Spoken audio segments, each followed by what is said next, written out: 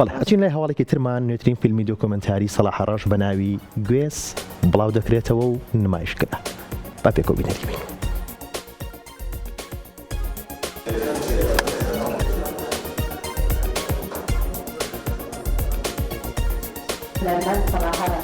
بەڕێوەبەرایەتی گشتی ڕۆشنبیری هەڵەبجە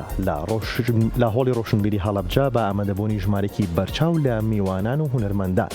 فیلمی دیۆکۆمنتەری گوێزی نمایش کرد. فیلمەکە بەرهەمی هونەرمەند سەلاح ڕەشە ئامانج لە بەرهەمێنانی فیلمی دیۆکۆمنتەری دارگوێز یان گوێز زیاتر هەوڵدانە بۆ پاراستنی دارگوێز لە ناوچەی هەوراماندا هاوکات گەیاندنی پەیامێکی گرنگی ژینگەیی و فێرکاری و زانستی بوو لە ڕێگەی هونەری فیلمی دیۆکۆمنتەریەوە. ئەگەرچی لە ئێستادا هونەرمەند سەلاح ڕەش تەندروستی زۆر هاوکار نییە، بەڵام ئاماژەی بۆدا ئەگەر تەندروستی ڕێگەی پێ بدات هەنگاوی ئایندەی بەردەوام بوونە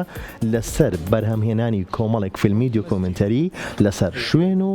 ناوچە شوێنەواریەکانی پارێزگای هەڵەبجە. وڵا کۆمەڵێک پەیامی تایە، هەندێکیان وەک مەزجێک ئەیگەێنم کە ئێمە نابێ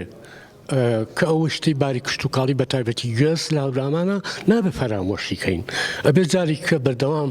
خەریک بین ئیشی تیا بکەینەوە زیندوی کەینەوە بۆ نەوەکانی داهات و وەک بینیتان دوو جیلی تیا بوو، جیلێک مناڵێکی تازە پێگەیشت و تەمەن 12 ساڵ 30 ساڵ لەگەڵ جیلێک بە تەمەنەکان کە خزمەتی گوێزەکەن. مەبەستم لێرە ئەوەیە پەیامێک لە کۆنەکەەوە جیلەکانی پێشوە بگەێنێ بە جیلی تازە بۆی ئەوان بەردەوامن لەسەر هەمان ڕێچکە و ئەو کاتە بە براندکردنی گوێز بتوانیت زیاتر بکەین. ماوەی فلیمەکە 4 وەرز کارتیا کردووە وەک تەسویر وەک کاری وێنەگرتن کە لە هەورامان بۆ بە تایبەتی لە تەوێڵا ناو باخەکانە مۆنتاژ بۆ خۆتان نەزانن چەند کاتێکێت تا مۆنتاژەکرێ 27 دقیقە دەرچوو دۆر.